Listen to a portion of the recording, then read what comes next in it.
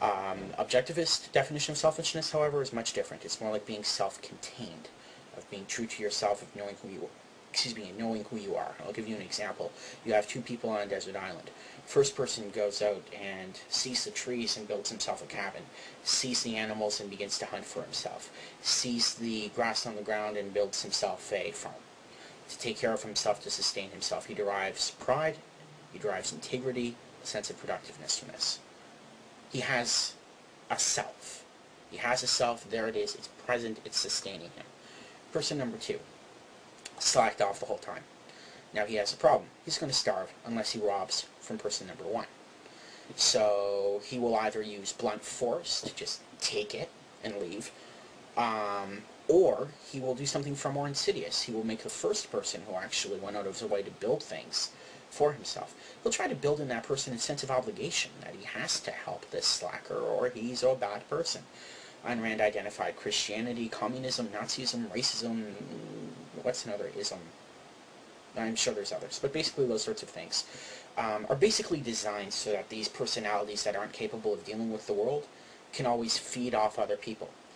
Now in the classical definition, the second person is selfish. So the first person, who actually went out of his way to do something, he's not selfish by the normal definition, but according to objectivism, he is selfish because he has a self.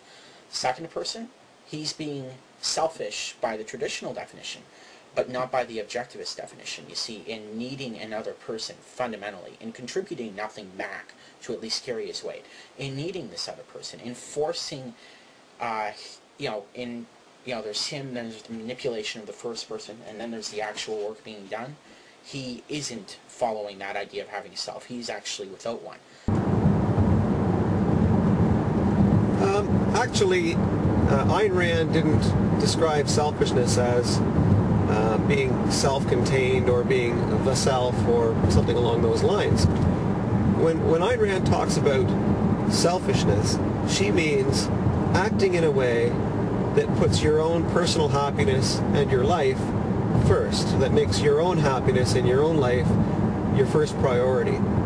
You might think that when Rand was talking about selfishness, she meant, becoming happy at someone else's expense or living to the detriment of someone else's life.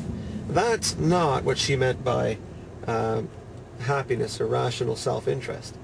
She meant making decisions that are rational and that are therefore consistent with living life on this earth. If it's a decision that runs contrary to you living life on this earth, well then it's not a rational decision. So for example, you might find it quite fun to jump out of a plane without a parachute onto a rocky mountainscape. Well, the fact that it might be temporarily fun, or that it might give you a thrill or an emotional high for a short period of time before you hit the rocks and smash into a million pieces or into a puddle of goo, that rush, that fun, that temporary blast is not what Ayn Rand would refer to as happiness. Happiness for Rand was a joy that lasts and that is consistent with life. So jumping out of a plane without a parachute, not consistent with life on this earth, not consistent with pursuing your own happiness. Now, jumping out of a plane with a parachute on, as long as you know how to land with one on, would be consistent with having fun, pursuing happiness in this life without the cost of ending your life. And so that would be a rational pursuit of personal fulfillment or personal happiness. Now, what about, you might say, well, listen, what if I'm pursuing happiness in a way that costs someone else? Like, for example, it might make me happy to steal someone's car and go on a joyride, and since I'm supposed to put myself first, well, that doesn't that mean that according to Ayn Rand, stealing cars and taking them on a joyride is good or rational or virtuous? Well, no. Rand said that the correct way to pursue happiness is by rational means, by making rational decisions and acting on those decisions. Stealing is not a rational decision. Why?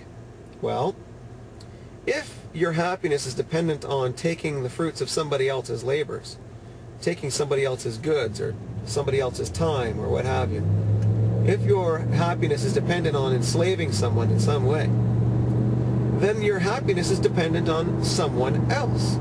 If that person's not producing, you're not happy. If that person's not enslaved or not available to be enslaved, you're not happy. And whenever you externalize the source of your happiness, whenever you make someone else's effort, someone else's property, the way in which you obtain pleasure, then you are failing to take responsibility, failing to take personal responsibility for your happiness. And you become dependent upon others. You're no longer selfish. In fact, you take on the role of a parasite. And if the host dies or disappears or stops producing, you die too. And that's exactly why she says it's an irrational and vicious way in which to pursue happiness. It's not the way that an objectivist pursues happiness. An objectivist pursues happiness by rational means, self-productive, self-sustaining, not as a parasite on somebody else's production, or a parasite on somebody else's efforts, but actually by producing for oneself. You might also obtain happiness by trading what you produce for other things that you would value more, that are produced by other people, and that's fine. That's not the same as making yourself dependent on others. Trading with others doesn't make you dependent on others, because to trade with others, you still have to produce something to exchange for what it is you're getting from them. And so that's why it's not equivalent to just sort of stealing. Trade is not equivalent to stealing. Trade does not make you dependent on someone else. Stealing does. Stealing is something that comes along with not producing anything. Now, can there be selfishness without rationality? Well, in one sense, yes, and in another sense, no. For example, Nietzsche was an egoist. Ayn Rand even conceded that. He was an egoist. In other words, he would put himself first in his philosophy. However, he was not someone who was promoting rationality as a virtue.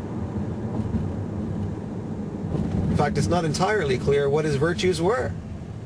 But they certainly did not exclude stealing, conquering, taking from others. And so, in both cases, both Rand's case and in Nietzsche's case, the person is putting themselves first. But Rand would argue, I would submit, that you're not really putting yourself first at all if you're making yourself dependent on someone else. In other words, by trying to pursue your own happiness and sustain your own life, not by means of rationality, but by means of such things as theft or enslaving other people, you are in fact ceasing to be selfish. You are making yourself dependent. And that's a selfless act. That's an act of self-sacrifice. You're sacrificing your independence. You're sacrificing your means of survival.